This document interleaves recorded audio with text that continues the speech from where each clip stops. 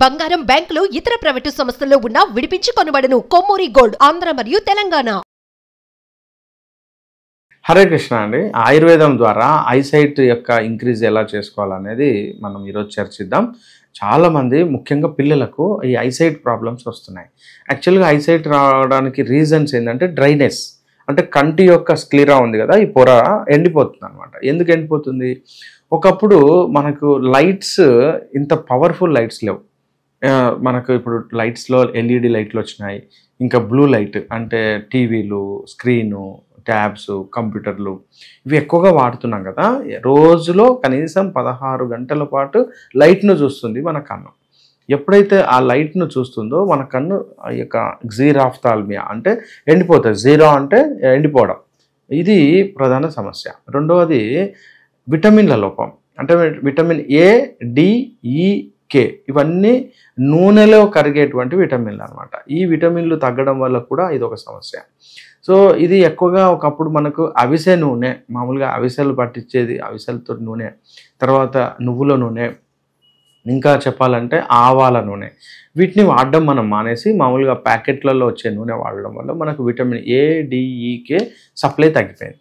So రేపు మాంసాహారులకేమో వాళ్ళకి రావడానికి అవకాశం ఉంది, కానీ ఈవెందో ఇప్పుడు మనం చూడొచ్చు మాంసాహారులకు కూడా ఈ ప్రాబ్లం వస్తుంది because of vitamin A deficiency. Vitamin A రావడానికి ఎక్కడి నుంచి సోర్స్ అంటే మునగాకు చాలా అద్భుతంగా విటమిన్ ఏని సప్లై చేస్తుంది. విటమిన్ ఏ అంటే కంటికి చాలా మంచిది. అండ్ నెక్స్ట్ వచ్చేసి క్యారెట్స్. ఎవ్రీడే మార్నింగ్ పచ్చి క్యారెట్స్ ఒక 2 తీసుకోండి, చాలా బాగా పనిచేస్తాయి. డ్రైనెస్ తగ్గుతాయి. వీలైనంత వరకు ఈ యొక్క లైట్ను ఆపండి, వీలైనంత వరకు కంటిని రెస్ట్ తీసుకోండి.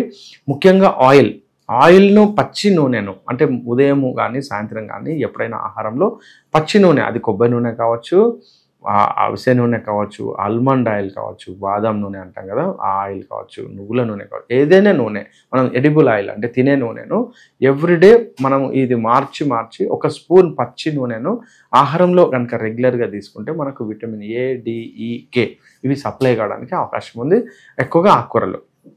ఇక్కడ ఆయుర్వేదంలో చాలా మంచి చికిత్సలు ఉన్నాయి. అది ఒకటి వచ్చేసి కంటికి సంబంధించి బిడాలకము అని చెప్పి ఒక చికిత్స ఉంది. దాన్ని బిడాలకము అనే ఒక చికిత్స. నేత్ర చికిత్సలు చాలా ఉన్నాయి, తర్పణ చికిత్సలు అంటారు వాటిని, చాలా ఉన్నాయి. బిడాలకం అని చెప్పి అంటే కన్ను లోపలికి ఆయిల్ పోస్తారనమాట. ఎక్స్టర్నల్గా ఆయిల్ పోసి ఆయిల్ ద్వారా కంటి యొక్క నరాలను నరిష్మెంట్ చేసేటువంటి పద్ధతి. ఇలా ఇంకా చాలా చికిత్సలు ఉన్నాయి. ఇవి మనం ఏం చేయొచ్చు అంటే ఒక మంచి మెరుగైనటువంటి నిపుణుడైనటువంటి ఆయుర్వేద వైద్యం ద్వారా ఈ కంటి చికిత్సలను తీసుకోవచ్చు. అయితే మనం ఇంట్లో ఏం చేయొచ్చు? అయితే ది బెస్ట్ ఏంటంటే మీకు శుద్ధమైనటువంటి నెయ్యి ఉందనుకోండి, ఒక 2 చుక్కలు 3 చుక్కలు కంట్లో నైట్ పడుకుంటప్పుడు వేసుకోండి.